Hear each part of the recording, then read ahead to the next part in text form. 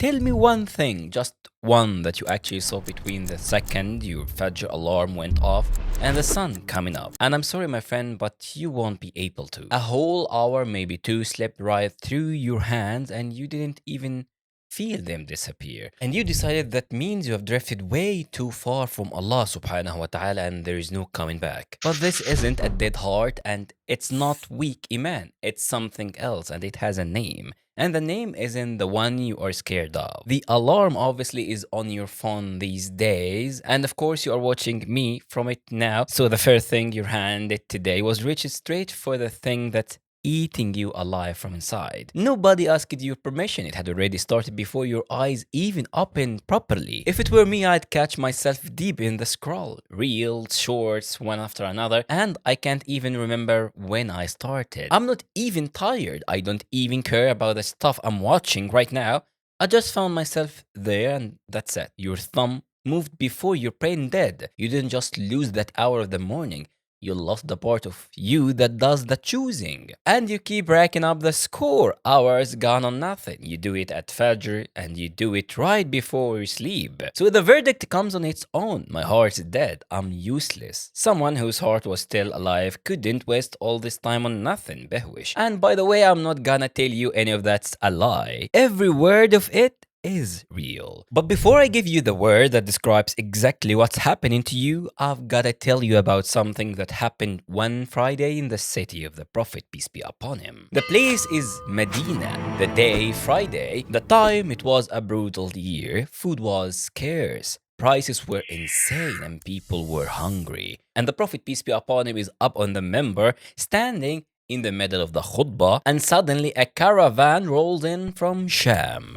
Camels, so many of them, loaded with food. So they turned toward it. Their heads turned to the caravan, my friend. That's the exact word Bukhari used. Not that they sat and thought it over, not that they chose the food over him.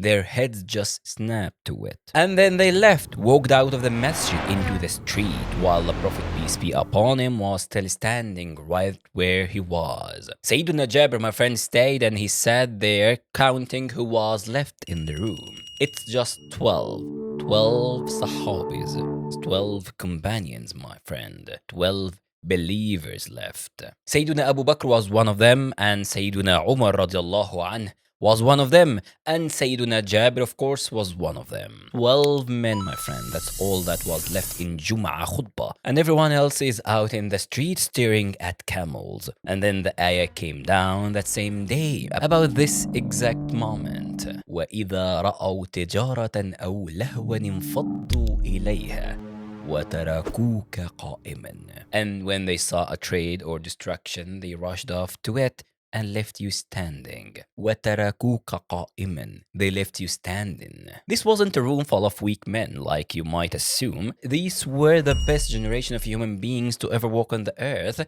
standing a few meters from the messenger of Allah, peace be upon him himself. And something outside pulled their attention away. Now watch what you are gonna do to yourself with this info once it's in your hand. You waste the time, you come out of it with nothing. And the verdict drops on you before you've even put that phone down. Something in me is broken. My heart's dead. Psychology nowadays has a name for this. Attention fragmentation. Your focus doesn't split in half, nah, it shatters into tiny little pieces, so small that no one of them can hold on to anything. All the pieces are still there, but not a single one can carry any weight. The West only put a name on it about 15 years ago. Now listen to what your Prophet, peace be upon him, said about it 1400 years ago. The moment the adhan starts, the shaitan runs off. The second it ends, he's right back. The moment the iqamah starts, he runs again. The second it's done, he is back. Until he slips in between a man and his own self. Until he gets in between the man and his own self. Read that again slowly, my friend. Between the man and his own self.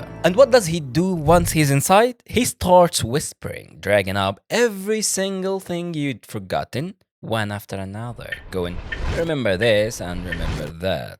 Inside your salah, what he had not remembered, meaning He reminds you of all the stuff you weren't even thinking about in the first place. Not your worries, not your to-do list. Stuff you were never even looking for gets placed right in front of you in the exact second you stood before your Lord. Till one of us ends up not even knowing how many rak'ahs he prayed. Okay, let me break down exactly what's happening to you now. You are not addicted to your phone, you are hungry. And the phone is just the only thing serving you food this fast. And I already know the objection in your head right now because I said it too. The Sahaba, the companions who walked out during the Prophet peace be upon him khutbah, they worked for food, real food. Their kids were hungry that year. Their hunger had something real on the other side of it. Yours doesn't. There's nothing real on the other end when you are on your phone for 2 to 3 hours for nothing. Same hunger, same feeling, same turn of the head. But both of them go by one only name, distraction. And that's not even the bad news you think it is. No, iron rots because it's iron. Leave plastic out in the rain for 10 years, nothing happened to it because there is nothing in it to react. The phone didn't create the hunger inside you, it found it. The hunger was in you from the start. And the thing it's feeding on, the part of you that something can grab so completely that an hour, even 2 or 3 hours vanish from your day, that's the exact same part that was made for you to stand before your Lord and be nowhere else. It's the same time. The heart that nothing can capture at all isn't a clean heart. No, that's a dead heart. Because at the end of the day, something has to fill your heart. Now look at what Allah Azza wa Jal says after that. Same ayah, the line straight after.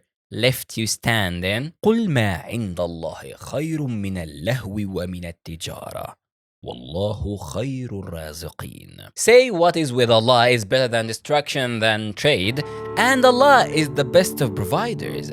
What's with Allah is better than the destruction and the trade, and Allah is the best of providers. He didn't say your hearts are dead. He didn't say stop being hungry. He's saying what I've got is better than food, and I'm the only who feeds. The best of providers. The hunger stays right where it is. Hunger was never the problem. Okay, so if the hunger is the healthy part, then what exactly is sitting on my heart, Behwashy, and how do I get it off? Because there is a word for it, and the Prophet, peace be upon him, said it about himself. He, peace be upon him, said these words about his own art. إِنَّهُ لَيُغَانُ عَلَى قَلْبِي وإني لأستغفر الله في اليوم 100 مرة. Something covers my heart and I truly seek Allah's forgiveness 100 times a day.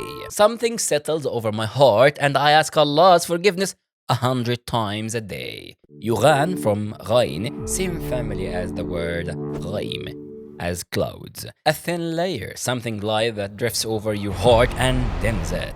Not a stain, it's a cover. This wasn't a sin. There is no sin on this heart of the Prophet, peace be upon him. Imam Nawawi gathered what the scholars said on this and told you, your Prophet, the guy, the trustworthy, was carrying an entire ummah, wars people at his door all day with their problems, all of it in the obedience to Allah. And he still sought forgiveness because the time in itself wasn't for Allah. Just being busy with something good, that was enough to lay a film over the cleanest heart ever created on all of the history. Okay, so how does this cover, this cloud comes off, Behwashy? He, peace be upon him, said, when a man slips up, a black dot gets placed on his heart. If he stops seek forgiveness and comes back, his heart gets polished. It shines again like a new heart. It's scrubbed clean till it's iron again. But if he goes back to the slip, the dot grows and grows until it covers the whole heart. And this, in the very words of our Prophet, peace be upon him, is what Allah meant when he said, كَلَّا بَلْ رَانَ عَلَى قُلُوبِهِمْ مَا كَانُوا يَكْسِبُونَ. No, rather what they used to earn has rusted over their hearts. Ran, it means rust, my friend. These are two completely different clouds. His came from carrying so much good. Yours comes from the thing you keep going back to.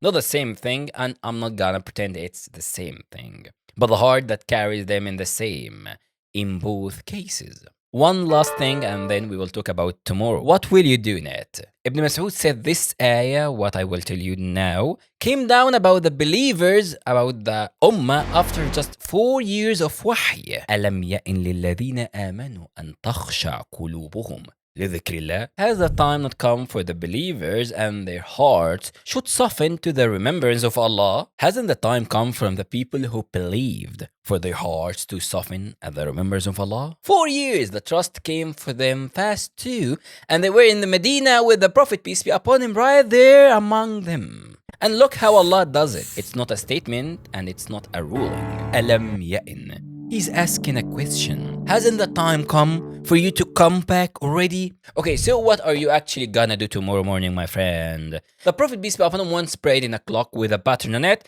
and the second he gave salam, he said, اذهبوا بخميصتي هذه إلى أبي جهم فإنها ألهتني آنفا عن صلاتي. Take this clock of mine to Abu Jahm, it just distracted me during my prayer. Meaning, take this clock to Abu Jahm, it just distracted me from the prayer. Now zoom in on the root of al-hatni, it's lahwa, distraction. The exact same word Allah used for the thing outside the masjid in the first of our talk. He didn't work on his focus. He didn't say, next time I'll try harder. The cloth itself left the house. So the phone sleeps in another room, not face down, not on an aeroplane mode, in another room. And this isn't discipline, my friend. It's literally the same move as the clock going to Abu Jahm. And notice exactly what this does for you. You are not being asked to win at 5 a.m. when your thumb is just faster than you.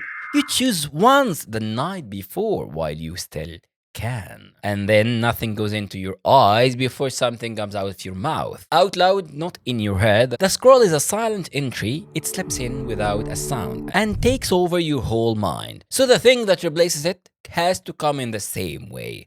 Astaghfirullah, spoken 100 times over. I did it the first morning and I felt like an idiot, sitting on the edge of the bed in the dark, talking to myself. Those 100 a day weren't a maintenance schedule. They are the shape of the relationship itself.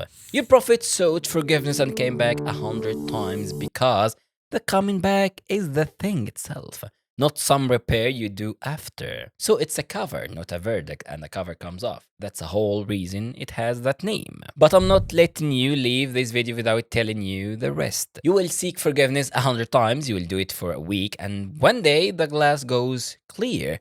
You will look through it and you will find there is still nothing on the other side. That's not istighfar failing to do anything. That's the fog left in just enough that you can finally see what's underneath it. You've never run on the wrong fuel for years, full and starving at the same time. And you couldn't see it while the glass was fogged up. I made a whole video just on this part. Watch it right there after this one. There it is. Tap it now. That's it. Salam.